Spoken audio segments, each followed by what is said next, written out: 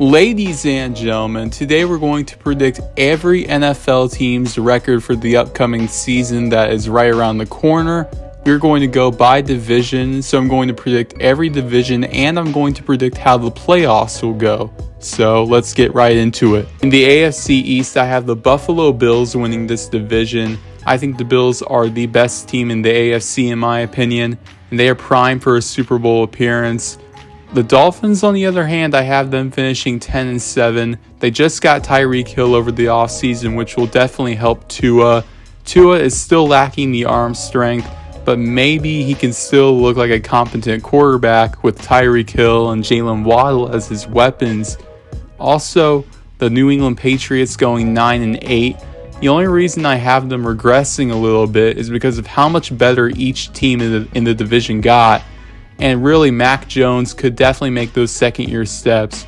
The Jets, on the other hand, I have them going 5-12. They are a great young team, but just not this year. The division is way too stacked. The AFC West is honestly the most stacked division in football, and it's hard to decide who is the best team, but I got the Los Angeles Chargers winning this division with a 13-4 record. Justin Herbert will cement himself as a top 5 quarterback this year, with a really good consistent target in Keenan Allen and a breakout player in Mike Williams, in my opinion. On defense, they brought in J.C. Jackson and Khalil Mack, and those two are both the game changers when healthy.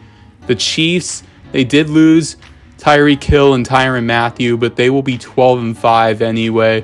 Juju Smith-Schuster is coming in to replace Tyreek Hill, and with Patrick Mahomes at quarterback, Juju can honestly return to his old Pittsburgh form from like 2018.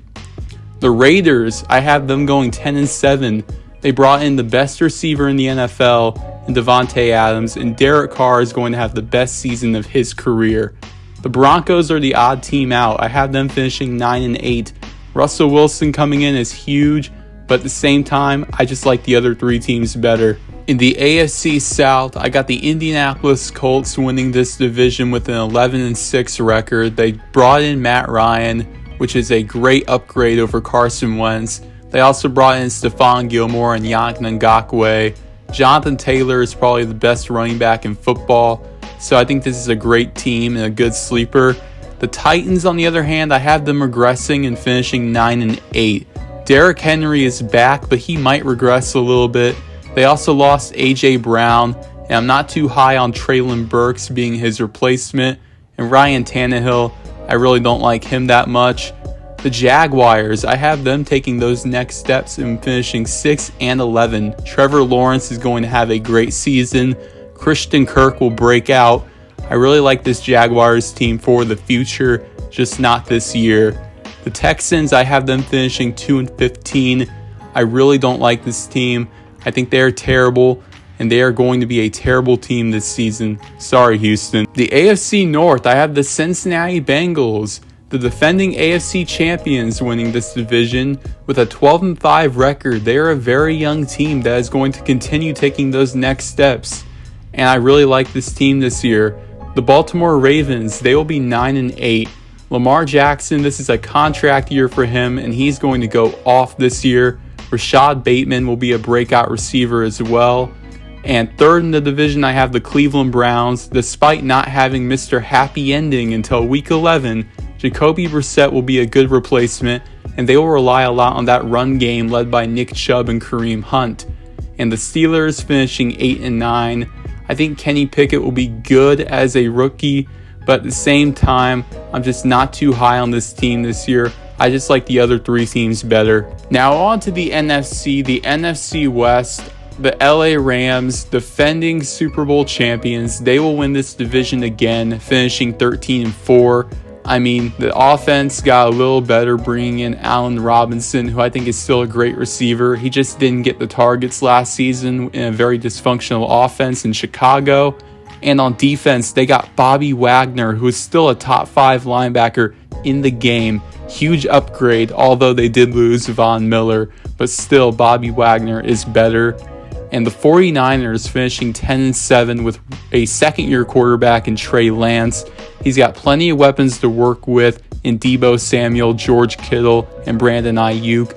I think he will be very competent. I really like this 49ers team this year. And with the Cardinals finishing 9-8, they did lose Chandler Jones, and they won't have DeAndre Hopkins until week 6 due to suspension. But still, they are going to be a very good team this year in a very stacked division. And the Seahawks finishing 5-12. They got rid of Bobby Wagner and Russell Wilson, which really is a huge blow. And they just won't be a good team this year. Geno Smith, I like him as a quarterback. I think he's pretty solid, but it just won't be enough. And they won't be a good team. Also, not to mention Chris Carson did retire too, which was a big shock. So I just don't like the Seahawks this year. The NFC South, I got the Tampa Bay Buccaneers winning this division with a 14-3 record. Tom Brady back out of retirement. He's going to have a great season, and he wants to go out with a Super Bowl win. And I think he could do that this season. Find out later in the video if he will, in my opinion. But still, Brady will be great. Cameron Brate replacing Rob Gronkowski, who retired. I think Brate will be a solid replacement, as we saw when Gronk was injured last season. And Brady still has plenty of weapons to work with in Mike Evans and Chris Godwin. And the Saints, 10-7. Jameis Winston is back. He's fully healthy, and he's got plenty of weapons to work with in Michael Thomas, who's also back.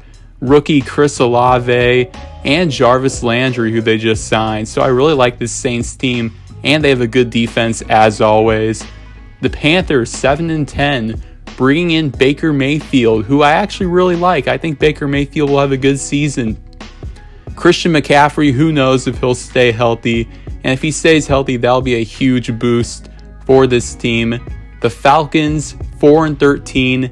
They lost Matt Ryan, and Marcus Mariota just isn't a good enough replacement.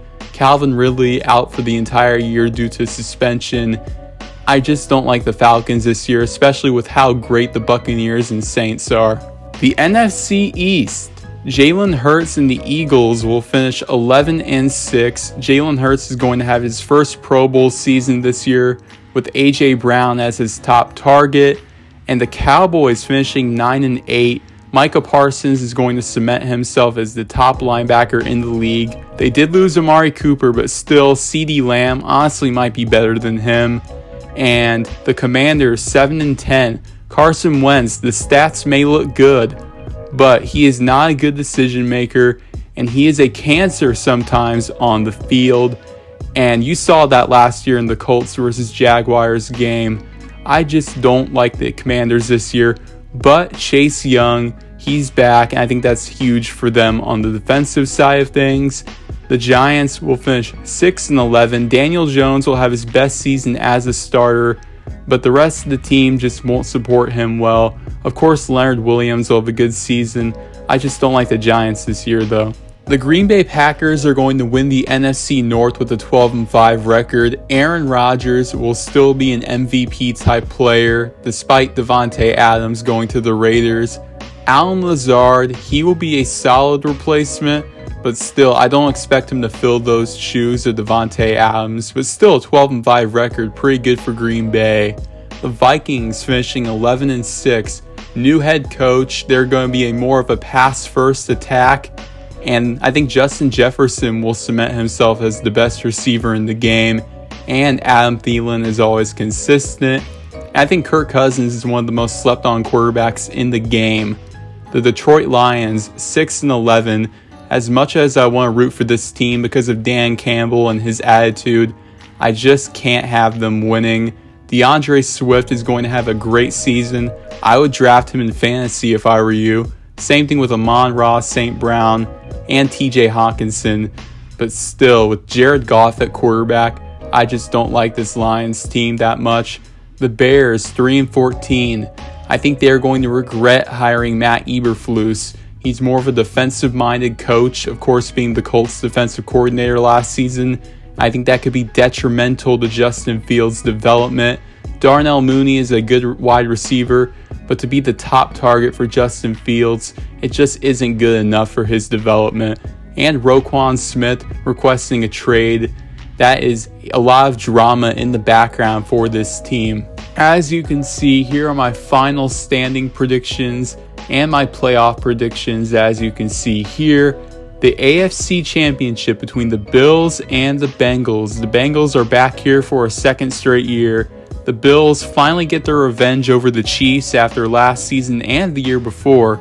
I think the Buffalo Bills will finally be victorious and will advance to the Super Bowl for the first time since 1994. And in the NFC, the Buccaneers and the Rams, a rematch of last year as well. The Buccaneers will get their revenge this time around. Buccaneers versus Bills. I mean, this is a pretty even matchup. I'm going to take the younger team. I'm going to take the Buffalo Bills winning this Super Bowl for the first time in franchise history. Josh Allen, Super Bowl MVP. I think the Buffalo Bills, this is their year. They are the best team in the NFL on paper, in my opinion. I think this team is finally ready to take that next step and be a Super Bowl champion. I'll see you guys next time. Goodbye.